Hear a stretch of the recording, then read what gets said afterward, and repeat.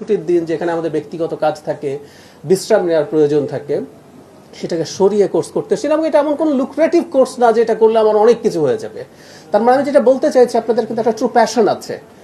আমাদের দেশে এই জিনিসটার এক্সিস্টেন্স আছে, কিন্তু আমাদের রাষ্ট্র কখনো আসলে ঠিকঠাক মতো এটা করতে পারেনি। যেটাকে আমরা পুনে ফিল্ম ইনস্টিটিউট বলি, এটা আসলে film and television institute of India formally ভাবে পরিচিত।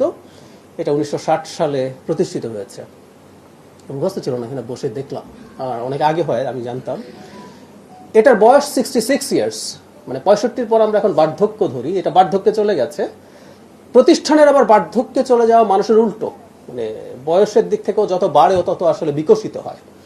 আর আমরা একটা প্রতিষ্ঠান করছি যেটা মাত্র 10 হলো, 13, প্রথম 10-এ এসছে, এবং এটা ক্যাম্পাস নাই। এই হচ্ছে পরিস্থিতি আমাদের। যদিও আমাদের যে গণমাধ্যম ইনস্টিটিউট, এটা 80-তে হয়েছিল, তারপর সেই অর্থে আমরা পূর্ণাঙ্গ সিনেমা এবং টিভিকে টার্গেট করে যে ইনস্টিটিউট, সেটা আমরা মাত্র 13 বছর আগে করলাম।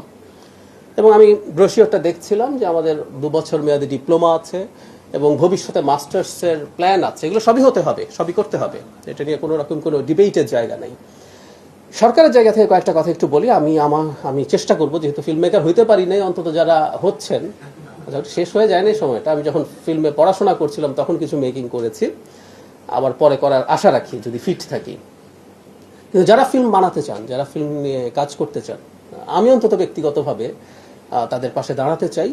সুতরাং ক্যাম্পাস বলুন বা আরও যা যা কিছু প্রয়োজন, সেটা নিয়ে আমি ব্যক্তিগতভাবে অন্তত মনোযোগী হব। এবং মাননীয় মন্ত্রী, আমার মন্ত্রণালয়ে যিনি আছেন, জনাব জহিরুদ্দিন স্বপন, তিনি আমাকে এই ব্যাপারে খুবই এনকারেজ করেন। আমার ফিল্মের ব্যাকগ্রাউন্ডের কারণেই তিনি মূলত বলেন যে ফিল্মের তো অনেকগুলো প্রতিষ্ঠান তথ্য মন্ত্রণালয়ে আছে, তো উনি বলেন যে ওগুলোর অন্তত আমি যেন একটু বেশি গুরুত্ব দিয়ে দেখাশোনা করি। যদি খুব সোজা না, ইনফ্যাক্ট আমি এই দুইটা মিনিস্ট্রি ছাড়াও যেটা বলা হলো যে policy of strategy, in fact policy and strategy আমি শুধু দুইটা মিনিস্ট্রির না, আমি আসলে জেনারেলি প্রাইম মিনিস্টারের পলিসি অ্যান্ড স্ট্র্যাটেজি অ্যাডভাইজার। আমি আরও 5টা মিনিস্ট্রির সাথে, এই দুটোর বাইরে আরও 5টা মিনিস্ট্রির সাথে কাজ করছি। সো ব্যস্ততা আছে। যেমন দিল্লিতে যে ঘটনা ঘটলো, আমি কিন্তু ফরেন মিনিস্ট্রির হয়ে সেখানে যাচ্ছিলাম। তারপর আমি ওই যে বললাম প্যাশনের জায়গা আছে। আর আমি যেহেতু ফেল করেছি as a film maker, fail করেছি আসলে বানাই নেই, ফেলের কথা তো পরে, পরীক্ষাই দিই নেই ঠিক মতো। সো আমার মনোযোগ থাকবে, আমি খুব সিনসিয়ারলি সিরিয়াসলি চেষ্টা করব। আরেকটা কথা একটু মনে রাখতে হবে, যে আলাপটা এসছে, এই যে কন্টেন্ট মেকিং বা যে কোনো কিছুকে আসলে শখের পর্যায়ে রাখা যাবে না। মাননীয় প্রধানমন্ত্রীর এই মেসেজটা আমি আপনাদেরকে একটু দিয়ে যেতে চাই।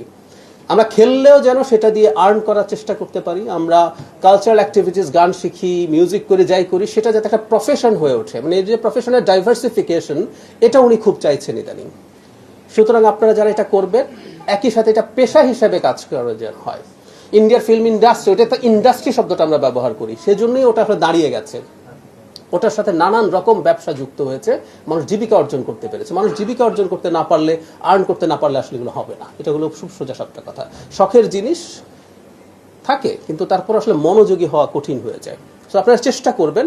আমরাও সরকারের দিক থেকে কোন পলিসি নিলে কিভাবে সেটা কাজ করতে পারে সেটাই আসবো। আমি আপনাদেরকে জানাই, আপনারা হয়তো এই তথ্য দেখেছেন, ক্রিয়েটিভ ইকোনমি বলে একটা আমাদের বাজেটে অ্যালোকেশন আছে, 800 কোটি টাকার অ্যালোকেশন। প্রথম 300 সরাসরি আছে, চাইলে আরো 500 কোটি টাকা দেয়া হবে। সো আপনারা যদি চেষ্টা করতে পারেন, আপনারা যদি আপনাদের যোগ্যতা দেখাতে পারেন, আজকে যে ফিল্ম দেখালেন আপনারা খুব অল্প সময়ের মধ্যে, আমি অ্যাপ্রিসিয়েট করি, আপনারা ভালো বানিয়েছেন। বানাতেই হয়। যারা একটু বানাতে গেছেন তারা আসলে আস্তে আস্তে বুঝতে পারেন যে বানানোর ব্যাপারটা কতটা জটিল। আপনি যখন ইনচার্জ থাকেন কোনো একটা জায়গায়, আপনি যখন কমান্ড করেন, it's not that easy. Theory মাথায় নিয়ে যাওয়া, তারপর সেটা ঠিক হয়ে যাওয়া, আমি বিশ্বাস করি আপনারা সেটা পেরে উঠবেন। সো এই ক্রিয়েটিভ ইকোনমির জন্য বাজেট অ্যালোকেশন আছে। আপনারা যাতে এটা দিয়ে কাজ করে এটাকে বাণিজ্যিকভাবে আপনারা এগিয়ে যেতে পারেন, সেই চেষ্টাও, সেই পৃষ্ঠপোষকতাও সরকারের দিক থেকে থাকবে। এখন দায়িত্ব নিয়ে বলছি না, দায়িত্বে থেকে বলছি যে আমরা আসলে চেষ্টা করব যতটা সম্ভব আপনাদের পাশে।